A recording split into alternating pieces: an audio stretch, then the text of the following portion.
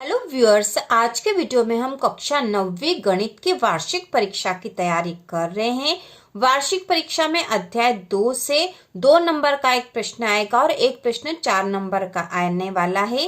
तो अध्याय 2 के इम्पोर्टेंट क्वेश्चन की तैयारी शुरू करते हैं। यदि इन प्रश्नों को आप देखकर अच्छे से समझ लोगे तो इसी प्रकार के और प्रश्न भी यदि एग्जाम में आते हैं तो आप आसानी से कर लोगे। तो शुरू करते हैं। तो इसको हल करेंगे। यहाँ पे जो प्रश्न दे रखा है, यदि x ऋण 1 4x की घात 3 धन 3x की घात 2 ऋण 4x धन k का एक गुणनखंड है तो k का मान ज्ञात कीजिए। यहाँ पर हमें k का मान ज्ञात करना है, जबकि x ऋण 1 इस पूरे बहुपद का एक गुणनखंड है। तो इसको बहुत आसानी से हल कर सकते हैं यदि हमें इस तरह से दे रखा हो। तो यहाँ दे रखा है x ऋण 1, ठीक है, x ऋण 1 बराबर 0 होगा तो x बराबर हो जाएगा 1, क्योंकि ऋण 1 बराबर के उधर जाएगा तो आ जाएगा धन का 1। अब इस बहुपद का यह गुणनखंड था तो यहाँ हमने सबसे पहले x का मान निकाल लिया और यह x का मान इस बहुपद में रखेंगे तो यहाँ k का मान आ जाएगा। तो यहाँ लिखेंगे हम, अब जो बहुपद दे रखा है 4x की घात 3 धन 3x की घात 2 ऋण 4x धन k में x का मान रखने पर, तो यहाँ x का मान रखेंगे इस बहुपद में। तो इस बहुपद को फिर से एक बार और लिख लेंगे, 4x की घात 3 धन 3x की घात 2 ऋण 4x धन के, इसमें हमें मान रखना है। तो यहाँ पे x के स्थान पर हम लिख देंगे 1, क्योंकि x का मान हमने 1 निकाल लिया है। तो यहाँ 4x के स्थान पर 1 की घात 3 धन 3x के स्थान पर 1 की घात 2 ऋण 4x के स्थान पर 1 धन के। तो इसको और हल कर लेंगे तो यहाँ पे हो जाएगा 4, 1 की घात 3 मतलब 1 का 1 में 3 बार गुणा तो 1 ही आएगा, तो यहाँ 1 ही हो जाएगा, और 4 का 1 में गुणा होगा तो 4 ही हो जाएगा। धन यहाँ पे है 3, 1 की घात 2 मतलब 1 का 1 में 2 बार गुणा तो 1 आएगा, और 3 का 1 में गुणा होगा तो 3 ही आ जाएगा। ऋण 4 का 1 में गुणा होगा तो 4 ही आ जाएगा। धन के बराबर, यहाँ पे धन धन वाली दोनों संख्याओं को जोड़ लेते हैं तो 4 धन 3 7 ऋण 4 धन के। तो 7 में से 4 घटा देंगे तो बचेंगे यहाँ पे 3 धन के, क्योंकि धन की संख्या बड़ी है इसलिए धन के 3 बचेंगे। बड़ी संख्या में से छोटी संख्या घटा दी और चिन्ह हमेशा बड़ी संख्या का आता है, तो 3 धन के हो जाएगा। हमें यहाँ पे k का मान निकालना है। तो यदि हम k बराबर करेंगे तो ये जो 3 है बराबर के उस तरफ चले जाएंगे तो ऋण का 3 हो जाएगा। तो k का मान यहाँ आ जाएगा ऋण का 3, k का मान हो गया ऋण 3।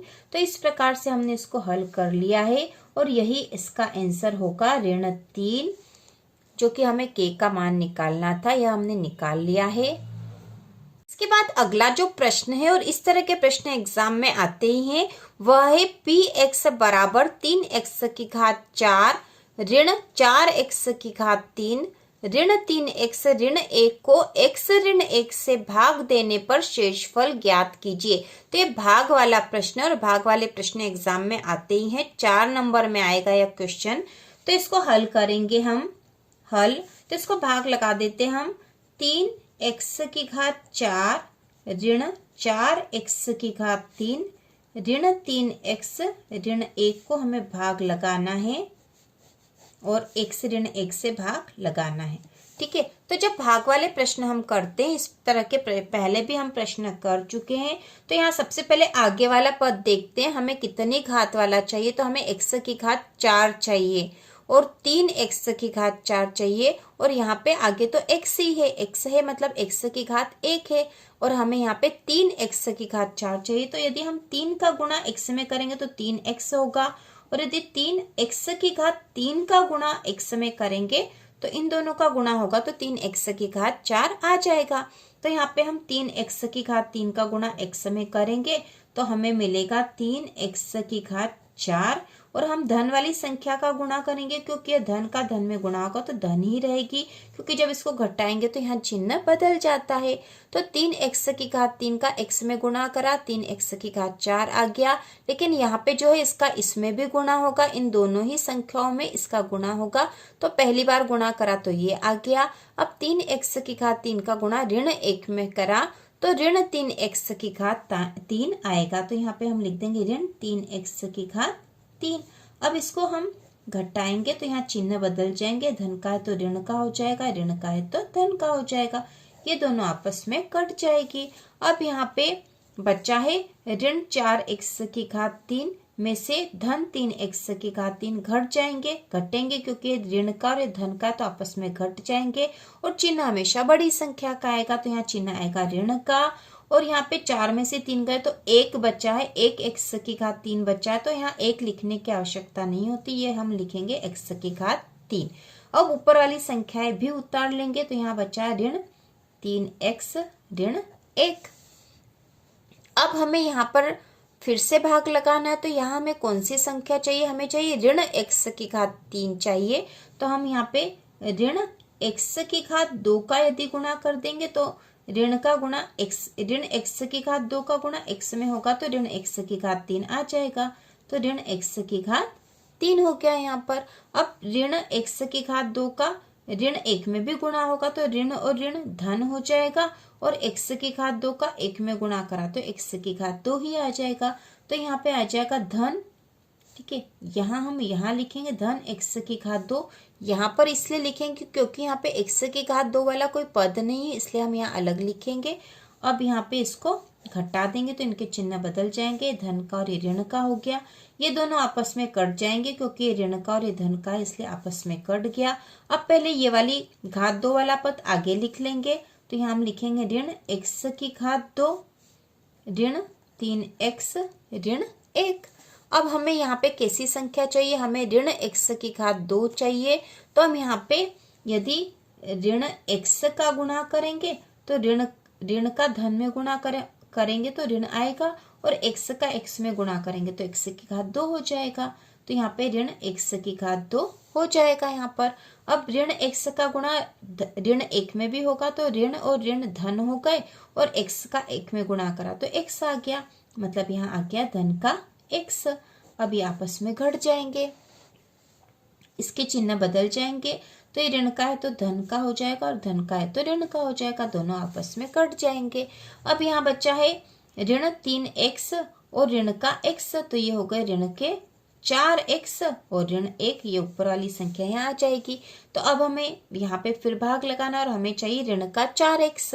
तो हम यहाँ पे किस संख्या का गुणा करेंगे, यदि हम ऋण 4 का गुणा करें x में तो ऋण के 4x हो जाएंगे, और फिर ऋण 4 का ऋण 1 में गुणा होगा तो धन के 4 हो जाएंगे, ठीक है। तो सबसे पहले ऋण 4 का x में गुणा करा तो यहाँ पे आ गए हैं ऋण 4x। अब इसके बाद ऋण 4 का ऋण 1 में गुणा करेंगे तो ऋण और ऋण का गुणा होगा तो ये हो जाएगा धन, 4 का 1 में गुणा करा तो 4, तो धन के 4 हम यहाँ पे साथ में लिख देंगे, धन के 4। अब यहाँ पे इसको घटाएंगे तो नीचे वाली संख्याओं के चिन्ह बदल जाएंगे, ऋण का है तो धन का हो जाएगा, धन का है तो ऋण का हो जाएगा।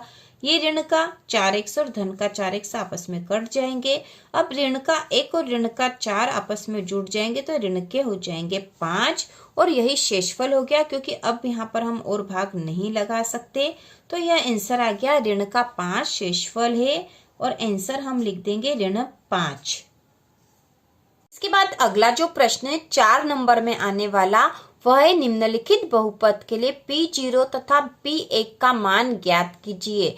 और यहाँ बहुपद दे रखा Px बराबर 2x की घात 3 ऋण 3x की घात 2 धन 4x ऋण 5। तो बहुपद कोई सा भी हो, हमें विधि पता होना चाहिए तो हम कर सकते हैं। तो यहाँ पे बहुपद के लिए P0 और P1 के मान ज्ञात करने हैं। तो P0 मतलब ये है कि x के स्थान पर हम 0 रख देंगे, ठीक है, x का मान हम 0 रख के उसको हल करेंगे। और P1 का मतलब यह है कि x का मान हम 1 रखकर उसको हल करेंगे। तो यहाँ पर हम हल करेंगे P0 बराबर, तो P0 मतलब x का मान 0 रखेंगे, तो यहाँ पे सबसे पहले हम बहुपद लिख लेते हैं ताकि हमको इसको मान रखना आसान हो जाए। तो हमने यहाँ बहुपद जो ऊपर वाला है पूरा लिख लिया है। अब यहाँ पे P0 करेंगे। P0 मतलब x का मान 0, तो 2x के स्थान पर 0 की घात 3 ऋण 3, x के स्थान पर 0 की घात 2 धन 4, यहाँ पे x है तो 0 ऋण 5। इसको और हल करेंगे तो 2 0 की घात 3 मतलब 0 होता है, ऋण 3 0 की घात 2 मतलब 0 ही होगा, धन 4 का 0 में गुणा करा तो 0 ही हो गया है, ऋण 5। इसके बाद बराबर यहाँ पे 2 का 0 में गुणा करा तो 0, ऋण 3 का 0 में गुणा करा तो 0, धन 0 ऋण 5। तो 0 वाली संख्या खत्म हो जाएगी और यहाँ केवल बचेगा ऋण का 5। तो P0 रखने पर x का मान आता है ऋण 5। इसके बाद हम लिखेंगे अब P1 बराबर, ठीक है, P का मान 1 रख के देखेंगे तो P1 बराबर, पहले हम बहुपद लिख लेते हैं ताकि फिर x का मान लिखना आसान रहे। तो 2x की घात 3 ऋण 3x की घात 2 धन 4x ऋण 5। तो यहाँ पे P1 मतलब x का मान 1 रखेंगे हम। तो यहाँ पर हम x का मान 1 रख देंगे तो 2x के स्थान पर 1, इसकी घात 3 है, ऋण 3x के स्थान पर 1 रख दिया, घात 2 धन 4x के स्थान पर 1 ऋण 5। इसको और हल कर लेंगे तो 2 1 की घात 3 मतलब 1 ही होता है क्योंकि 1 का 1 में 3 बार गुणा, ऋण 3 1 की घात 2 मतलब 1 ही होगा, धन 4 4 का 1 में गुणा करा तो 4 आ गया, ऋण 5 बराबर 2 का 1 में गुणा करा 2, ऋण 3 का 1 में गुणा करा तो 3 ही आएगा, धन 4 ऋण 5। अब यहाँ पे देखो धन धन वाली संख्याएं जोड़ लेंगे और ऋण ऋण वाली संख्याएं जोड़ लेंगे। तो धन का 2 धन का 4 हो गया, धन का 6, ऋण का 3 और ऋण का 5 मिलके हो जाएगा ऋण का 8 बराबर। अब यहाँ पे बड़ी संख्या 8 है तो 8 में से 6 घटा देंगे तो 2 बचेंगे और 2 पे चिन्ह आएगा बड़ी संख्या का, मतलब ऋण के 2 बचेंगे। तो यहाँ पर यदि हम P का मान 1 रखते हैं, मतलब x का मान यहाँ यदि 1 रखते हैं P1 तो x का मान आ जाएगा ऋण 2।